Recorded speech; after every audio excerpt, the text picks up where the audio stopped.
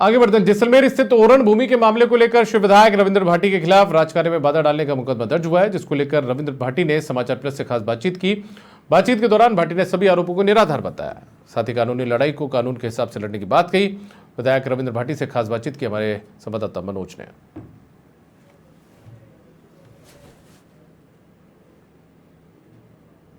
ओरण भूमि को लेकर विधायक रविंद्र सिंह भाटी के खिलाफ एफआईआर दर्ज हुई है। जानते हैं पूरा जो ओरण क्या है, इसकी पूरी परिभाषा क्या है ओरण भूमि की।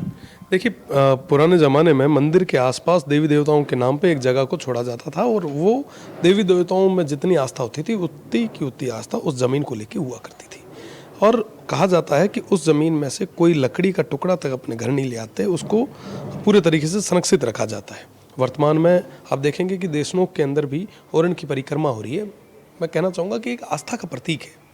आज भैया गांव में एक ओरण की ज़मीन है, उस पर मल्टीनेशनल कंपनीज की और प्रशासन की आंख है। आज उस ज़मीन को मल्टीनेशनल कंपनीज के हवाले कर दी गई है और उस पर जो संपदा है, जो पेड़ पौधे हैं, उनको पूरे तरीके से काट के वहाँ पे वो प्लेट्स लगाना चाह रहे हैं। हम लोगों की ये मांग है कि आप इस ज़मीन पे नहीं लगा के, ओरण की ज़मीन पे नहीं लगा के आप सरकारी लैंड पे लगाएं।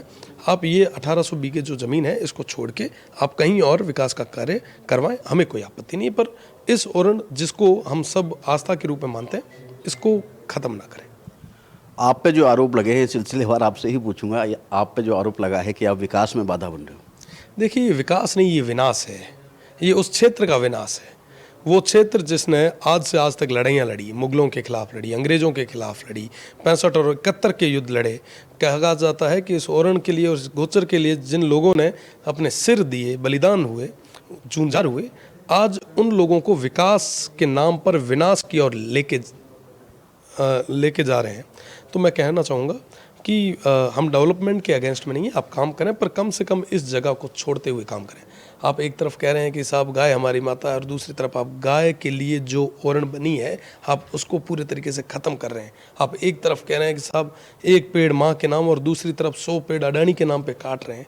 ये कहीं ना कहीं कॉन्ट्राडिक्ट होते हैं। आपके खुद के स्टेटमेंट जो है वो गलत साबित हो रहे हैं। तो मैं कहना चाहूँगा कि इस ओरण को आप राजस्व के रिकॉर्ड में दर्ज कराएं और उसके बाद में आपके डेवलपमेंट का जो काम है आप करवाएं। दूसरा आरोप है आपने पुलिस कस्टडी से 2 युवाओं को छुड़ाया है।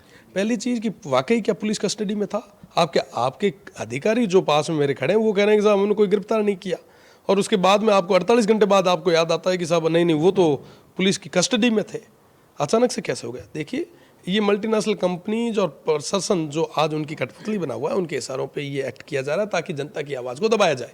इस तरीके से जनता की आवाज़ को आप नहीं दबा सकते। मैं पहले भी सदन में कह चुका हूँ कि कदम कदम पर लड़े थे तुमसे, कदम कदम पर लड़ेंगे तुमसे। दम है कितना दमन में तेरे, देख लिया है देखेंगे। पिछले जब कांग्रेस का राज हुआ करता था, उस दौर में कई महीनों तक हमें जेल में रखा गया। उस समय भी ये समझा गया कि साहब क्या है, 4 युवा है, इनको जेल में बंद कर देंगे, अपने आप चुप हो जाएंगे। हम और मजबूती से लड़ेंगे और निश्चित रूप से इस क्षेत्र को इनकी जो जायज़ मांग है वो दिलवा के रहेंगे। अब एक आखिरी सवाल है आपसे, आगे की लड़ाई की रणनीति क्या रहेगी? आगे सड़क से लेकर सदन तक मजबूती से लड़ेंगे और जब तक ये अलॉटमेंट नहीं होता तब तक किसी तरीके की कोई एक्टिविटी वहाँ नहीं होगी। बिल्कुल, ये हैं विधायक रविंद्र भाटी, जिनका साफ तौर पर कहना है सड़क से लेकर सदन तक लड़ेंगे ओरण भूमि